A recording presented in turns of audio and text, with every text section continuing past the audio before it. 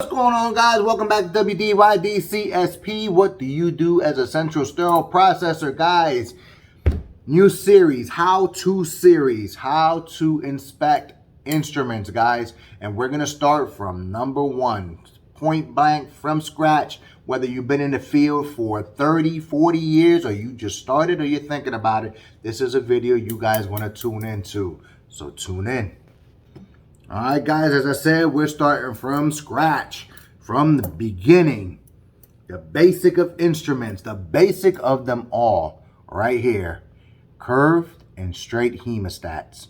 All right, as they change in size, they are called different instruments, but they're all in the hemostat family. If they have a curved shape like so and straight like so, with the serrations such as this, whether it's halfway serrated to a flat or fully serrated as such, they belong in the hemostat family. All right, so what are hemostats? Hema meaning blood, stat meaning immediate. It's the immediate stoppage of blood. All right, so if there is a bleeder, a hemostat will be called upon, depending on what size, depending on how deep in the wound you are, is depending on the instrument. You're going to put that on a bleeder. You're going to clamp it, because that's what that does. The ratchet clamps. It holds it in place, and that bleeder stops until repair or the source of bleeding is located. So let's talk about our hemostat. And first, we want to look at the anatomy. So what is all in the anatomy of a hemostat? Well, this curved one here, we're going to put that straight one to the side. We have the jaw. Okay? This is the working area of the clamp. All right, this is this first spot that you should be inspecting, guys, because this is the spot that's going to be the dirtiest, because it enters the patient, the one that's going to receive the most damage, because they can use it, abuse it, drop it, step on it. All kinds of stuff can happen to this jaw. All right. So what are we looking for in the jaw? We're looking for alignment, okay? We want to make sure that when the clamp is closed, that it is closed, all right? That there is no big gap. That little gap right there that you can see light in, that's normal, because it's not even clamped all the way. But as you clamp this shut all the way, you shouldn't see too much light going through there, all right? Very little, all right? By the way, this is a disposable clamp, so we'll go about that later, but you want to inspect the jaw for cleanliness. There shouldn't be no bioburden, no blood. Alignment should be great. You're looking at the actual serrations in here. Now, this one is serrated halfway. This is a specific clamp. They call this a Kelly, okay? And we don't have to know that specifics right now, but you want to look at those serrations and make sure that those serrations aren't all bent up or chewed up or banged up pretty bad. Little bit of wear and tear is okay, but too much is a bad thing, all right? So you want to make sure that those serrations are running horizontal or vertical if you have it this way, but they're nice and horizontal and they're all very parallel. You don't see them clashing into each other and all bent up. No bioburden or anything. You don't want to see no rust or spotting. This one here is a beat up instrument, so yes, you see some rust and you see some discolorization on there. Again, this is a disposable clamp that's been processed several times, and it shouldn't have, but that's what it's going to look like when it happens. So instrument that looks like that, that's a no good instrument. All right, next we want to move on to the box lock. The box lock is a very weak area of the instrument. This is where the two halves of the instruments are bonded together. All right, very weak point of the instrument. It should be checked for any cracking or any damage. Different manufacturers.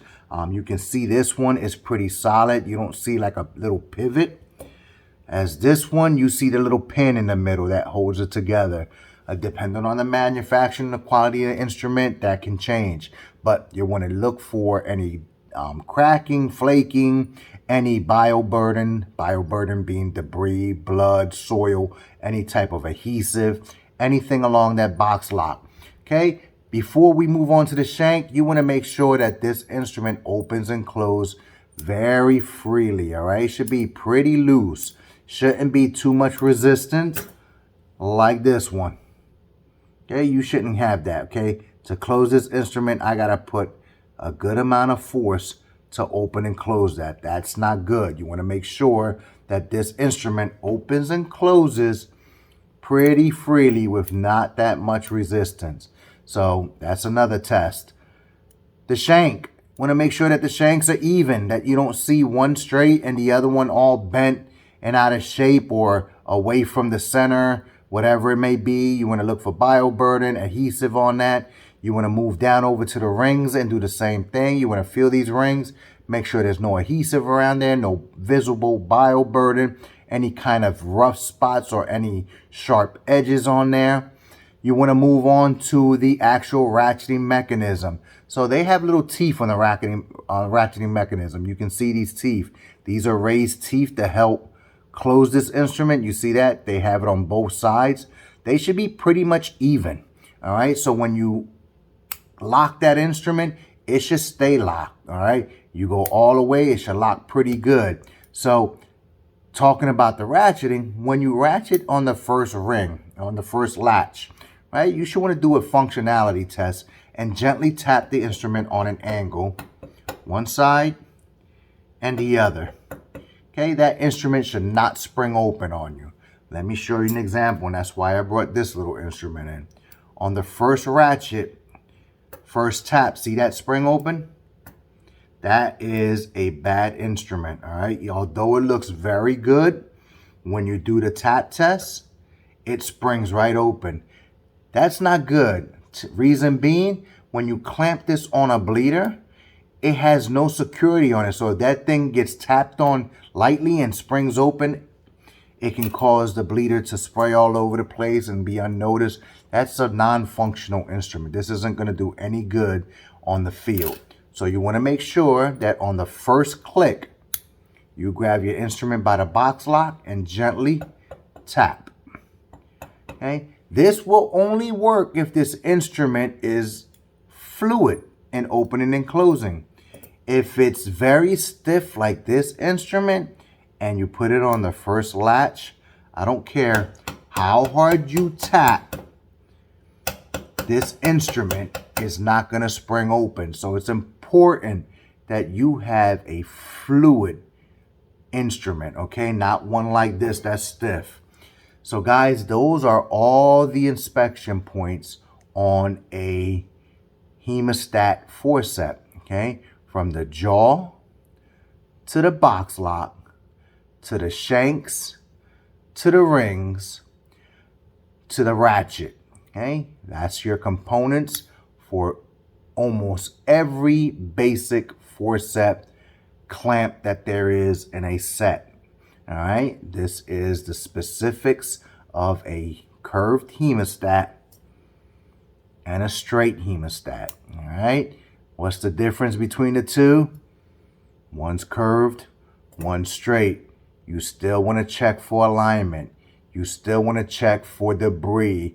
You still want to check for damages. You still want to check for rust, discolorization, pitting, cracks, functionality. All right, you want to make sure that the actual instrument locks. Okay, there are instruments, and I will bend this one out of shape, that it'll be so bent that there's a gap just like that in between, and when you go to clamp it, it doesn't do nothing. That is an do not try to bend it back in place. That is an unfunctional instrument, guys. All right, guys, I hope this helped out, answered a lot of questions. If I missed something, let me know. As always, guys, stay true to yourselves, keep it 100, and stay tuned next time when I tackle the next basic inspection of a basic instrument in your set. Peace.